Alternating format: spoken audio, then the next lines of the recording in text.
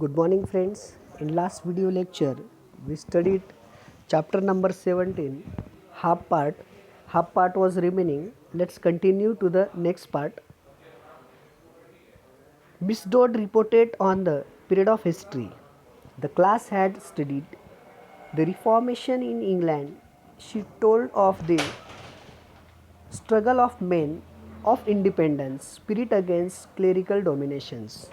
As Miss Dodd, she was a history teacher, and as a history teacher, she started to explain the historical period reformations and all about the independence activities which occupied by the historical monuments and historical activities. She told of the struggle of men of independent spirit against clerical dominations and of their efforts to break from established religious traditions.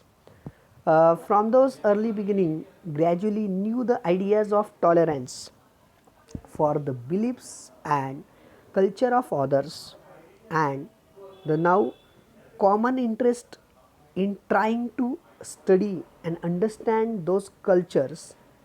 Denham's report was a bit of shock.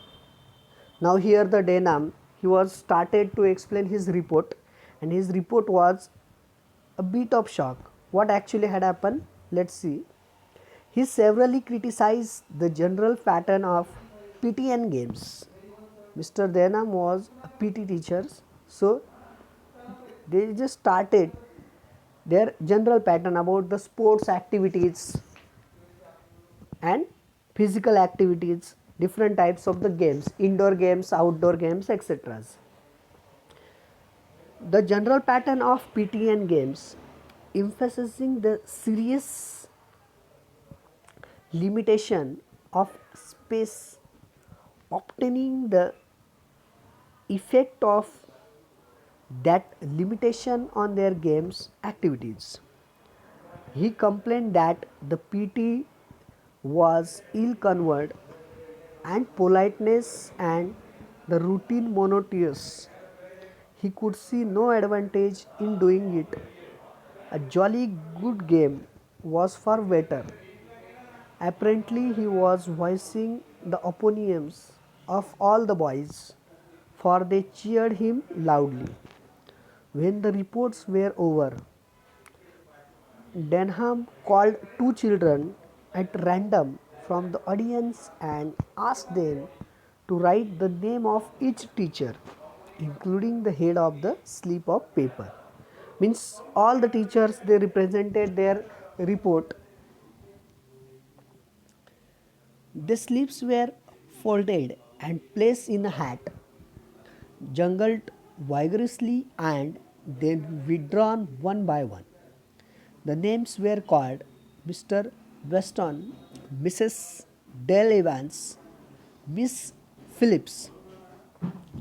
Denham and Miss Joseph led the others off the stage, and the teacher took their seats, Weston being and Bursley untidy between the two women. Then the questioning began. I believe I would have gone a long way to see what followed. It was an experience which I shall not easily forget. The questions were mostly from the two top classes, probably because the young children were either too timid or too uninformed to formulate their questions. The teacher had no briefing and were often caught out streaming in their indecisions. But here again, I received a big surprise. What the big surprise? Let's see. The frilly means decorated with frills, smiles, mannerisms, seemingly brainless Miss Euphemia Phillips proved to be the coolest and best informed of the three.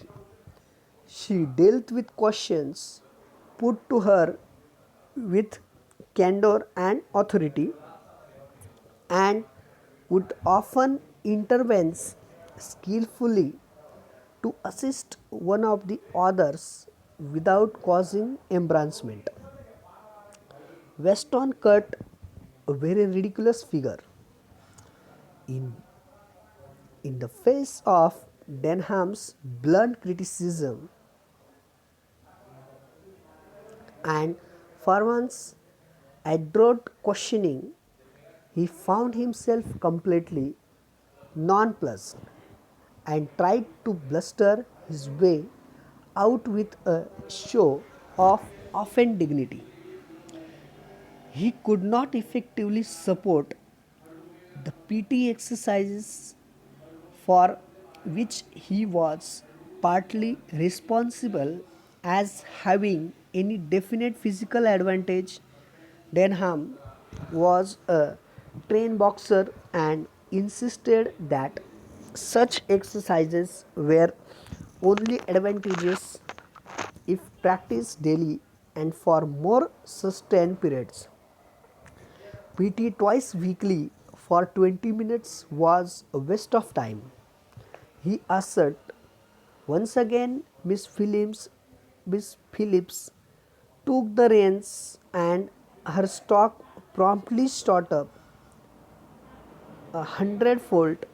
She reminded the school that every subject, including PT and games, had been carefully considered and fit into the teaching timetable so that each student received maximum benefit from it. The school, with its limited facilities, must be considered in terms of the greatest good for the greatest numbers, and it would be beyond anyone's powers to please everybody. Some of you, she concluded, fixing Denham without innocent eyes.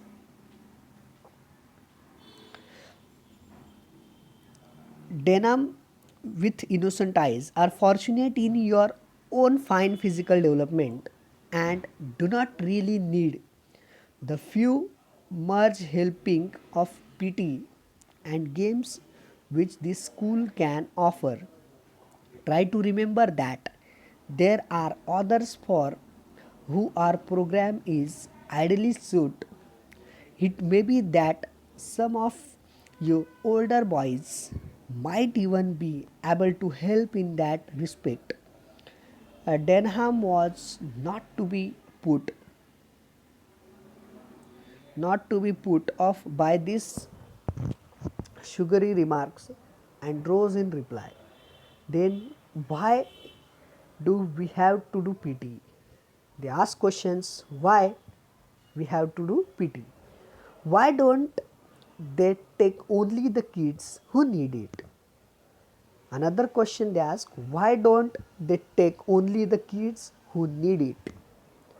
The rest of us can have game of football or something instead of doing a lot of draft things that's no good to us.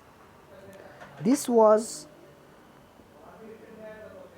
this was a proser, but she came right back at him, her baby blue eyes twinkling in her delight at this crossing of staves. Let's say it is as much an exercise of the mind as it is of the body. Denham. The whole timetable in the school is meant to help you in the world after you live here, and doing what you are told in spite of not liking it is part of the training. I feel sure that you will see the point in that stopped him. Poor Denham knew that he had been outwit, but he could do nothing about it, and sat looking rather rueful, while Miss Phillips Smile broadened. This freely innocent looking puss hat gobbled her canary without leaving the tiniest feather. So here all about the program, all about the report the writer mentions, and after that report, how does the writer feel? He just mentions, and what was the writer's views, what was the writer expressions towards that program. The writer finally mentioned here, I began to understand how it was that so slight a creature could cope so effectively with her class. And finally, the writer realized he understood how it was that so slight a creature could cope so effectively with her class. Soon after this, as the Soon after this, as the morning ended, the head went on to the stage and closed off proceedings, expressing his pride in all the children and his deep appreciations of their efforts. So finally, the writer mentioned his thoughts, and this is very beautiful novel. The writer explained here in the lesson number 17 in the novel To Serve with Love. In chapter 17, the writer explained about the academic report of the student and the school and the program. And in that program, faculty, in that program, the writer also mentioned the faculty's responsibilities, job responsibilities, and students' views, students' ideas about the teachers, their thoughts. So all of this mentioned in that lesson chapter number 17. If you like this, you can read continue chapter number 18 and other lessons which is remaining. So this is only the short novel of the writer E.R. Brathwaite, To Serve with Love. Here the writer mentioned the student teacher relationship, school oriented work, teacher's duty, teacher's responsibility, job role, importance of the subject, and all these important activities the writer mentioned here. Thank you.